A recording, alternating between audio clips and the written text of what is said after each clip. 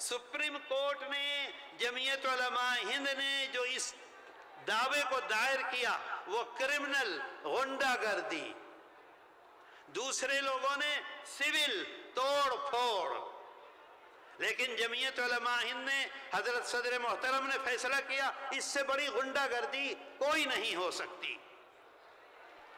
کیوں تم مکان کو توڑتے ہو؟ اس کا باپ ہے، اس کی ماں ہے، اس کی بہنیں ہیں، اس کی اولاد ہے، کیا مطلب ہے اس کا؟ کرمنل۔ اور جمعیت علماء ہند نے فریق بنایا،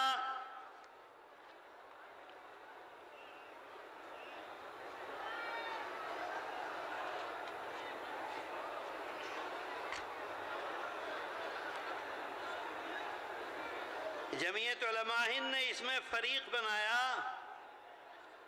گورنمنٹ آف انڈیا کو، جمعیت علماء ہند نے فریق بنایا اتر پردیش کو، جمعیت علماء ہند نے فریق بنایا مدھیہ پردیش کو، جمعیت علماء ہند نے فریق بنایا گجرات کو، جمعیت علماء ہند نے فریق بنایا دلی اسٹیٹ کو۔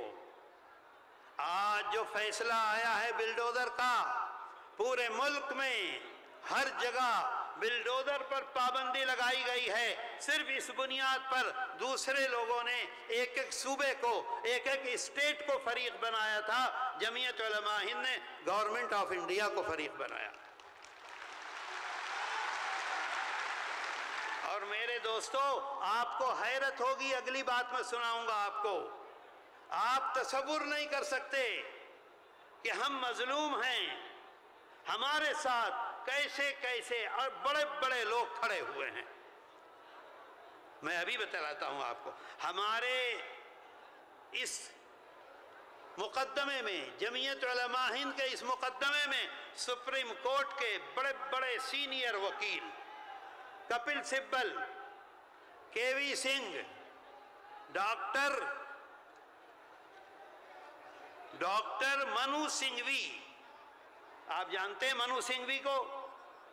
کانگریس چاہتی تھی ہماری بات مان لو، پارلیمنٹ میں چلے جاؤ، عام پارٹی چاہتی تھی ہماری طرف سے پارلیمنٹ میں چلے جاؤ، ممتا چاہتی تھی ہماری طرف سے پارلیمنٹ میں چلے جاؤ، ایسا عظیم الشان انسان، ان میں سے کسی وکیل نے جمعیت علماء ہند سے پیش ہونے کا ایک نیا پیسہ نہیں لیا۔ کپل سبل نے نہیں لیا، کے وی سنگھ امریکہ میں تھے، آدھی رات تک جاگتے تھے، آن لائن پیش ہوتے تھے، ایک پیسہ نہیں لیا۔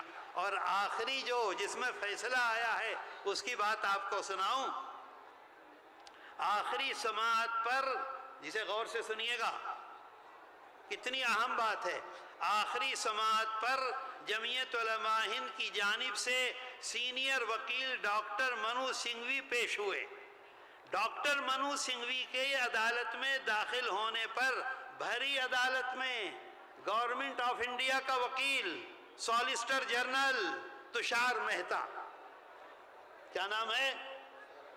بولو، تشار مہتا، سالیسٹر جنرل، جس وقت عدالت میں داخل ہوئے ہیں ڈاکٹر منو سنگھوی، تو پوچھتا ہے تشار مہتا، کیا پوچھتا ہے؟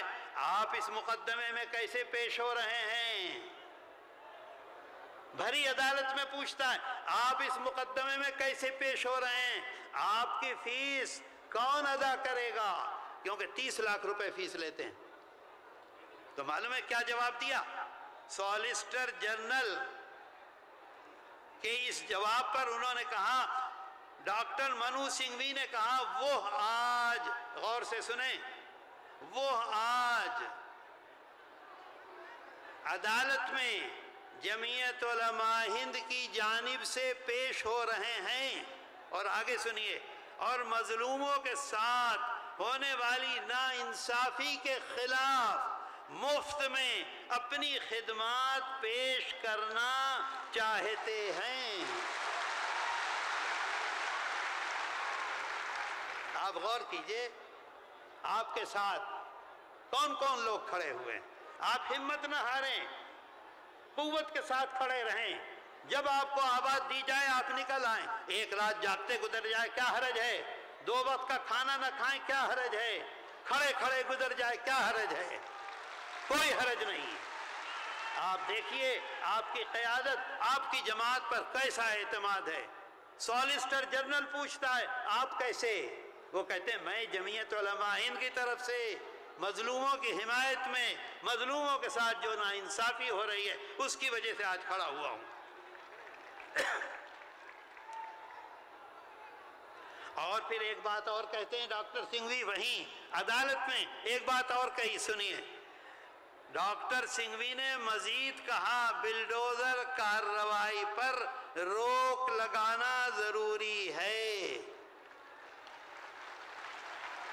جس کے لیے آج وہ عدالت میں اپنے دوسرے تمام مقدمات چھوڑ کر حاضر ہیں، خالی نہیں بیٹھے تھے، دوسرے مقدمات چھوڑ کر حاضر ہیں۔ جمعیت علماء کی گزارش پر وہ اس مقدمے میں مظلوموں کی پیروی کر رہے ہیں۔ میرے دوستو آپ سوچئے، غور کیجئے، یہ آپ کی طاقت ہے، یہ قیادت کی طاقت نہیں ہے۔ آپ طاقت میں ہیں تو قیادت کو طاقت دے رہے ہیں، آپ نہیں ہیں تو کچھ نہیں ہے۔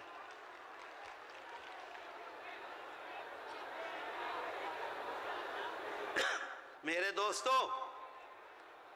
اگر آپ یہ سمجھتے ہیں کہ اوقاف کے سلسلے میں جمعیت علماء ہند نے آج پہلی مرتبہ آپ کو آواز دی ہے، نہیں، یہ دیکھیے یہ کتابچہ موجود ہے، 1923 سے جمعیت علماء ہند اس خدمت کو انجام دے رہی ہے، 1923 سے ہر موقع پر یہ کتابچہ یہاں موجود ہے، آپ لوگ جائیں تو لے کر جائیں۔ آج صورتحال کیا ہے؟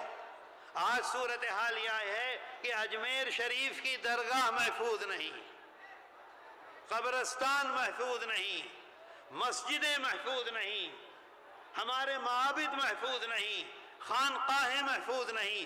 اس وجہ سے جمعیت علماء ہند نے آج آپ کو آواز دی، آؤ نکلو باہر آؤ اور جمعیت کی آواز کے ساتھ اپنی آواز کو ملا کر احتجاج کرو۔ میرے دوستو بریلوی مکتب فکر محفوظ نہیں ہے، دیوبندی مکتب فکر محفوظ نہیں ہے، اہل حدیث محفوظ نہیں ہیں، خانقاہی محفوظ نہیں ہیں، سب پر ان کی نظر ہے۔